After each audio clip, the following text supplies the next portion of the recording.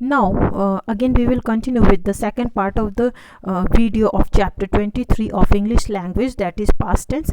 तो हम यहाँ देख रहे हैं, अभी हमने देखा use of past continuous tense. यहाँ नोट करने वाली बात यह है, while when relative pronoun can be use to join such sentence. While और व्हेन का यूज़ हम रिलेटिव प्रोनाउन को के साथ में, रिलेटिव प्रोनाउन जो ये हैं इनके साथ हम यूज़ कर सकते हैं जब हम सच सेंटेंस को जोड़ना चाहें, ज्वाइन करना चाहें. This tense is use to suggest a gradual development in any action. ये टेंस यूज़ होता है दिखाने के लिए ग्रेजुअली जो डेवलपमेंट होता है किसी एक्शन में. Time expression are not used in such cases. Time expression नहीं यूज़ होता है as used in the sentence structure, जैसे कि सेंटेंस स्ट्रक्चर में यूज़ हुआ है subject plus was were plus V4 plus more and more plus object. यहाँ हम देख सकते हैं. नाउ सी, यहाँ पर आपको कुछ एग्जाम्पल दिखेंगे. ही was becoming more and more depressed.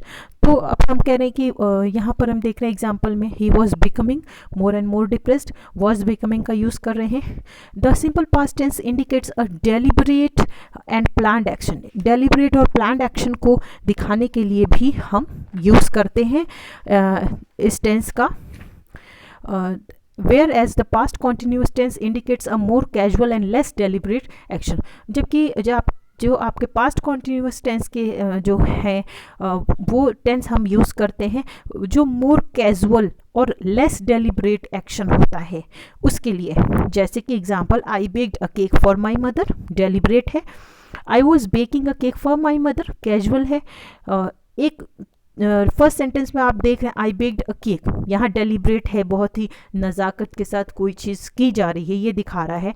और सेकंड सेंटेंस जो है वो एक कैजुअल नॉर्मल दिखा रहा है कि जैसे हमेशा आप बनाते हैं cake. I was baking a cake for my mother, casual बात है. In many cases the past continuous sounds more polite than the simple past tense. बहुत सारे केसेस में आपका पास्ट कॉन्टिन्यूस जो है वो काफ़ी पोलाइट और शालीन लगता है सुनने में, इसके बजाय सिंपल पास्ट टेंस के. Example, what were you writing, more polite. What did you write, less polite लग रहा है. यहाँ देखिए पास्ट परफेक्ट टेंस का एक चार्ट दिया है, अफर्मेटिव सेंटेंस टाइप है.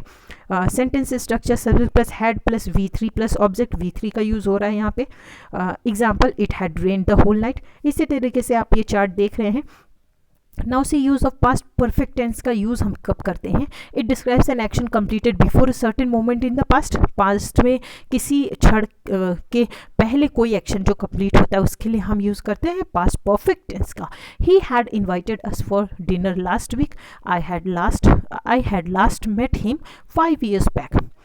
If two actions happened in the past, it may be necessary to show which action happens earlier than the other. अगर दो पास्ट में दो एक्शन जो हैं होते हैं, दो चीज़ें होती हैं, तो ये दिखाना ज़रूरी होता है कि कौन सा एक्शन जो है वो आपका पहले हुआ.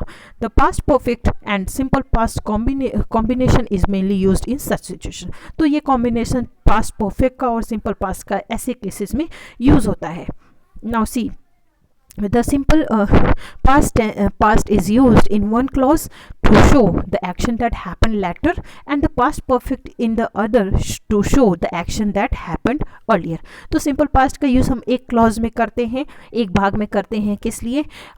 दिखाने के लिए जो एक्शन हुआ बाद में, और दूसरा पास्ट परफेक्ट को यूज़ करते हैं हम दिखाने के लिए कि एक्शन जो है वो अर्लियर हुआ, पहले हुआ.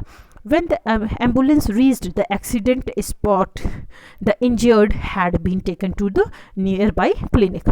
आप देख सकते हैं यहाँ पे आपके फर्स्ट सेंटेंस के क्लॉज में आपने रीच्ड यूज़ किया है और दूसरे क्लॉज में आपने हैड बीन टेकन का यूज़ किया है.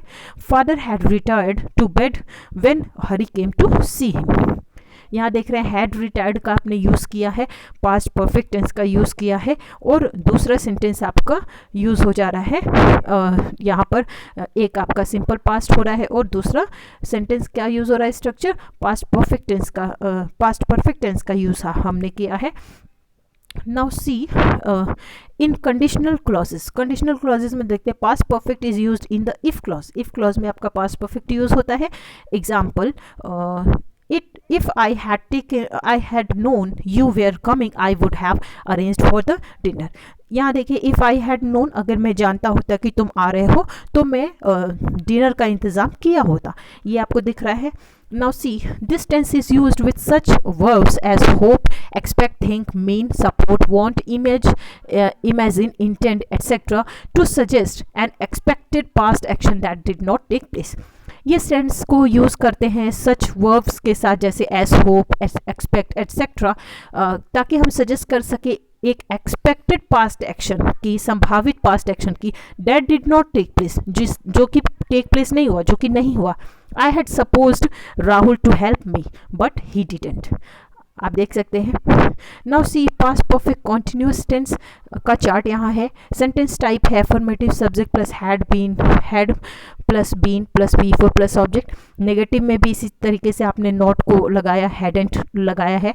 और एग्जाम्पल देखिए, Sumit had been trying to get a job for quite some time. Use of past perfect continuous tense हम क्यों करते हैं? Let's see. The past perfect continuous tense is use to express an action that begin before a certain point और in the past. किसी past के समय में, भूतकाल में किसी सर्टेन, किसी सुने एक निश्चित पॉइंट पे वो शुरू हुआ था and continued up to some time, और कुछ समय तक जारी रहा.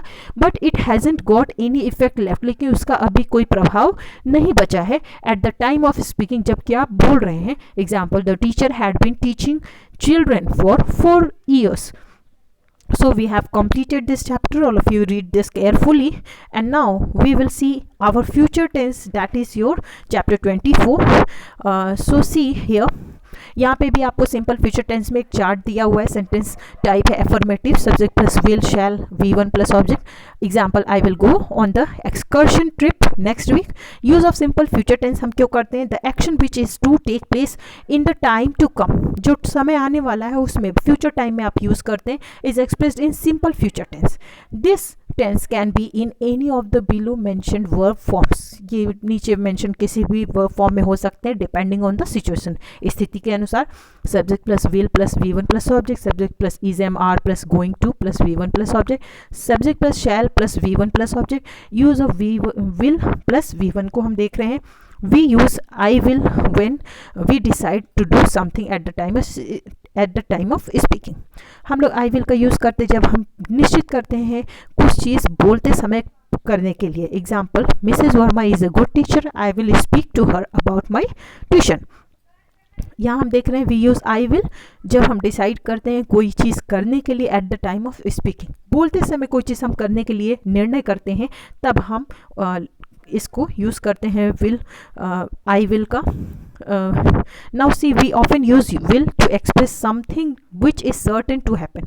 हम विल का यूज़ तब भी करते हैं जब कोई चीज़ सुनिश्चित होती है, निश्चित होती है, होगी ही.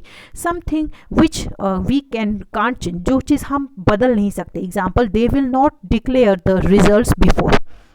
It is use to express the speaker's view feeling. Speaker के व्यू और फीलिंग्स को एक्सप्रेस करने के लिए भी यूज़ करते हैं इस टेंस का हम. Example, Hari works hard, I think he will get good marks. Now see, it is used to offer to do something. Example, I will help you in writing the essay.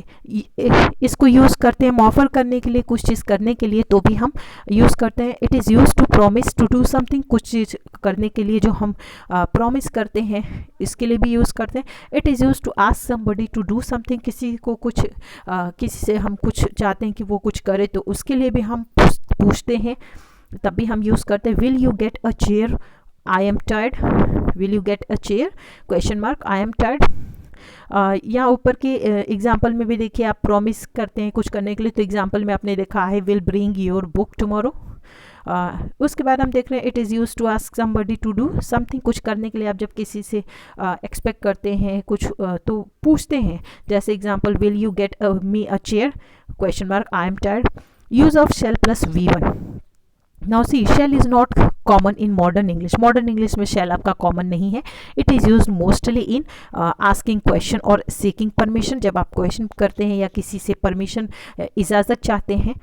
With first person singular and plural. Putting up any proposal, जब आप कोई प्रस्ताव रखते हैं, with first person singular and plural.